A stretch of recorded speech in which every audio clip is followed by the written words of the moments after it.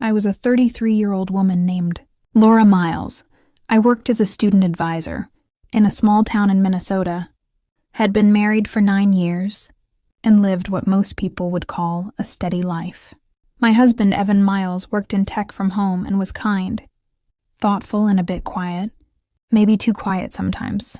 We didn't argue. We didn't have drama, but that's not always a good thing. Over time, the silence between us grew heavier than words. We ate dinner together, watched the occasional show, and then went to bed facing opposite sides. There was no emotional closeness, no spark, just routine. Evan noticed it too, though he rarely said anything directly. I think we both just assumed that's how long marriages end up feeling. Then one evening, Evan did something I never expected. I had just finished folding laundry when he sat beside me on the couch with a seriousness in his eyes I hadn't seen in years. "Laura, I've been thinking," he started. "About what?" I asked. He took a slow breath and looked right at me. "About us. About how things feel between us. I know you're not happy. I know I haven't connected with you the way I used to." I was quiet for a moment. It was the first completely honest thing he had said in a long time. "You're right," I said softly. "It's not working and I don't know how to fix it." What he said next felt like both a shock and a strange kind of relief. "I want to try something," he said. "Something a little different." I frowned. "Different how?" He hesitated. "I've been reading about how some couples try open conversations, even arranged emotional experiences to help rebuild connection." I blinked. "Are you saying what I think you're saying?" Evan looked down, clearly uncomfortable. "I want you to talk to someone just once.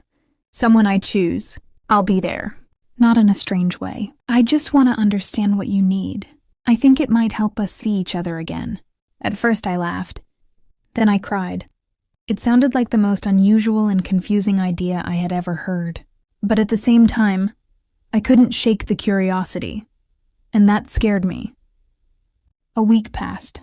I thought he would drop the idea, but one evening, he handed me a small piece of paper with a name and a time on it.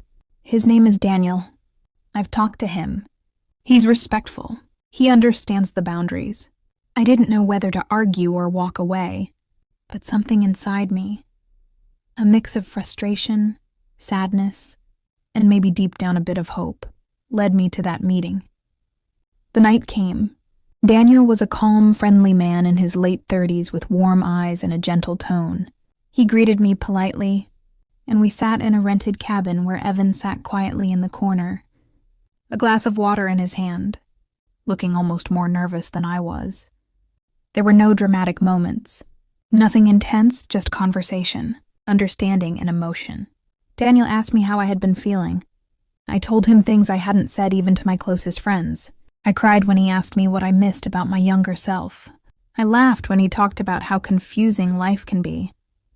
And somehow, in the softest, safest way, I felt noticed for the first time in years. At one point, Daniel reached out and lightly held my hand for comfort.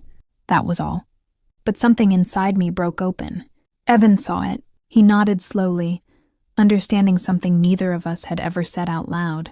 This wasn't about betrayal. It was about release. After that evening, things shifted. Evan and I barely talked on the way home. But once we stepped inside, he turned to me and said, "Thank you for trusting me, for trusting us. I didn't realize how much you were carrying." I nodded. I didn't realize it either. Over the next few weeks, Evan and I talked more, really talked, about our childhoods, our fears, and how lonely we had both felt. The walls finally started to fall. Not because of what happened with Daniel, but because we had finally broken the silence. Months later, Evan and I began couples counseling. We weren't trying to repair something broken. We were building something new, stronger and more honest. And Daniel, we never met again. That moment was never meant to last. It was just a mirror held up to a part of myself I had ignored for far too long. So yes, the title might sound surprising, but the truth is, the night I spent speaking with the man Evan chose wasn't about disloyalty. It was about rediscovering honesty, compassion, and understanding in the most unexpected way. Sometimes love doesn't look like it does in movies. Sometimes it's complicated and painful, but it can still be real. And if you're wondering whether Evan and I are still together, yes. We are closer than ever, because we finally stopped pretending and started being truthful, even when it hurt.